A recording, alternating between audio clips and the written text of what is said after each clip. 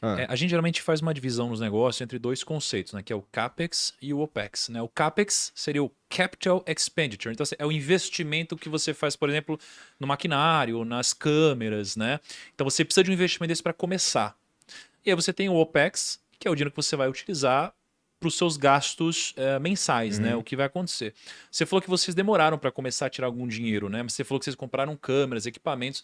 Você lembra quanto desse investimento inicial, ou seja, para quem está querendo começar hoje, né? Para usar um pouco como modelo que Aham. vocês fizeram, quanto que vocês alocaram em ativos que pudessem gravar vocês, editar, etc. E depois o quanto de fato que era esse investimento mensal que vocês faziam? Cara, a gente começou, quando a gente começou, antes, pra fazer o primeiro programa, primeiro que a gente comprou tudo errado, primo. Pô, A gente não sabia, porque não tinha referência. Não tinha. vocês são referência Então, mas. hoje, né? Exato, hoje as pessoas olham, por isso que tem um monte de programa que tem a mesa, tem a cortina, A gente A tinha porra do mesmo. tem a, microfone. tem a TV no fundo e tal. Então, assim, de fato, a gente se tornou referência porque a gente não tinha pra quem olhar, a gente olhava pros caras gringos. Só que os caras gringos, eles usam equipamento de transmissão que custa $30.000. Então a gente, cara, a gente só não tem dinheiro pra isso. Então o que a gente faz? Aí compramos microfone errado, compramos um monte de microfone USB, descobrimos que tem delay e tal. Fica dando eco, né? Quando Fica você dando senta eco, junto. exatamente. Mas assim, rapidamente a gente mudou. Nesse primeiro investimento aí, a gente usava uma câmera que eu tinha já, uma DSLR central, e umas webcam, que no primeiro episódio, se você for ver, tá em cima de uma caixa de uísque. Uma virada pra minha cara, outra virada pra cara do Monark, e a gente usando os microfones errado, e a gente fez o primeiro episódio assim. O primeiro investimento que a gente fez foi, a gente precisava de melhorar o áudio, porque um podcast, ele é essencialmente o áudio. Então, acho que no sexto episódio a gente já mudou para esses microfones aqui. O Gian entrou no carro dele, do Monark na época, com a namorada, com mais uns amigos lá, foram lá no Paraguai e buscaram 4 microfones e uma mesa de som pra gente. Aí, a gente gastou na época, acho que R$ 15.000 para comprar tudo isso. Os microfones, né? E depois cada câmera que a gente comprou mais 2 câmeras depois, DSLR, cada uma custando R$ 5.000 mais ou menos, que a gente usava a lente estoque mesmo. E a gente percebeu que não tava muito legal a qualidade, porque como é que a gente fazia? Virava uma câmera pro lado que tava eu e o Monark, no OBS a gente fazia um crop naquela imagem ali e operava isso pelo próprio OBS com as hotkeys.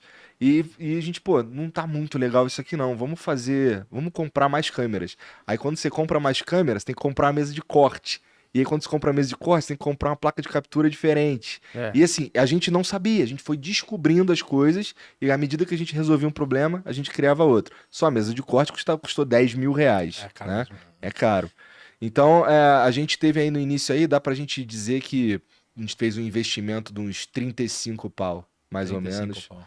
pra gente poder ter o equipamento mínimo pra gente fazer o que a gente queria fazer. É claro que dá pra fazer isso com equipamento bem mais barato, né? A gente escolheu esse microfone aqui porque ele é incrível, uma referência, né? Esse é o que vocês usam também? Esse é o que a gente Então usa. estamos certos, então. Vocês estão certos. Esse é o microfone do sucesso. Mas, cara, mas eu vou te falar, esses 35 mil, se fosse hoje, ia pra 110. Não, eu tô falando... Dobrou. Aliás, é verdade, vocês são Dobrou muito o responsáveis, preço. ao mesmo tempo, por transformar o mercado, como também por destruir o mercado. É né? verdade, é verdade. Porque hoje Mas não é tem verdade. uma pessoa que possa montar um podcast de qualidade gastando menos de 100 mil Não, reais. o cara não pode mais gravar um podcast em áudio de cueca sossegado na casa dele. Tem que ter 5 câmeras, microfone, Shure. Não, pô, nossa vida era muito mais Pô, mas fácil. vou te falar, O isso problema daí é tem que uma nem- estratégia nisso, na verdade. Não é à toa que a gente, assim, o lance da imagem, de ter o vídeo, é por uma questão estratégica que parecia óbvia, na verdade, que assim, os caras que estavam fazendo podcast, eles só não estavam usando a maior rede social e segunda maior ferramenta de busca do mundo, que é o YouTube.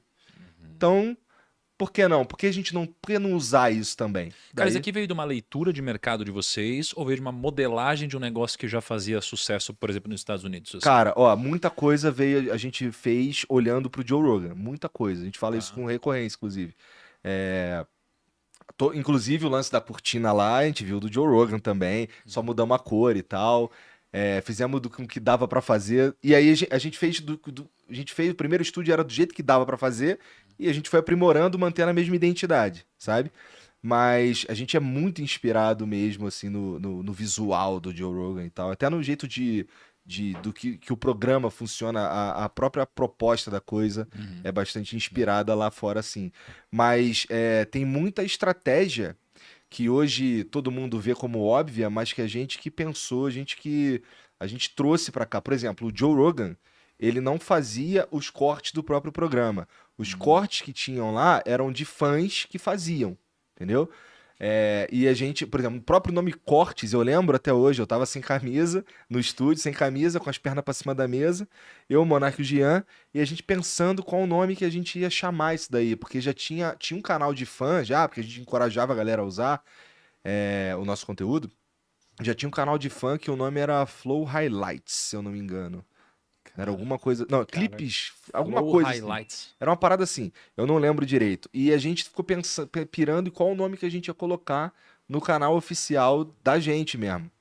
E o Gian que deu a ideia, pô, por que a gente não usa corte do Flow? Aí o Monark nem gostou, ele queria que fosse Flow Cortes. O Monark sempre é o cara do nome ruim.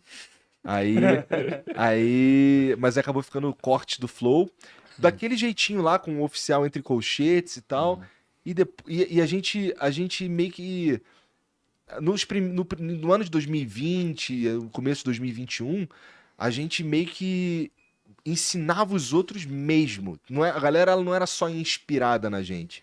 A gente meio que botava a mão na massa e ajudava a galera mesmo a fazer a Do parada. ecossistema, você tá falando? Ou dos cortes? De tudo, na verdade. Assim, o Jean escrevia a descrição do canal dos outros, sabe? Parece, cara, usa a descrição assim, porque esse daqui é o modelo que a gente usa e tal. A gente já testou de outros jeitos, não deu certo. Ó, cria um canal secundário pros cortes, porque a gente já tentou colocar no canal principal, também não deu certo. Então, a metodologia que a gente foi descobrindo com tentativa e erro, a gente ajudou uma galera no começo. Uma galera.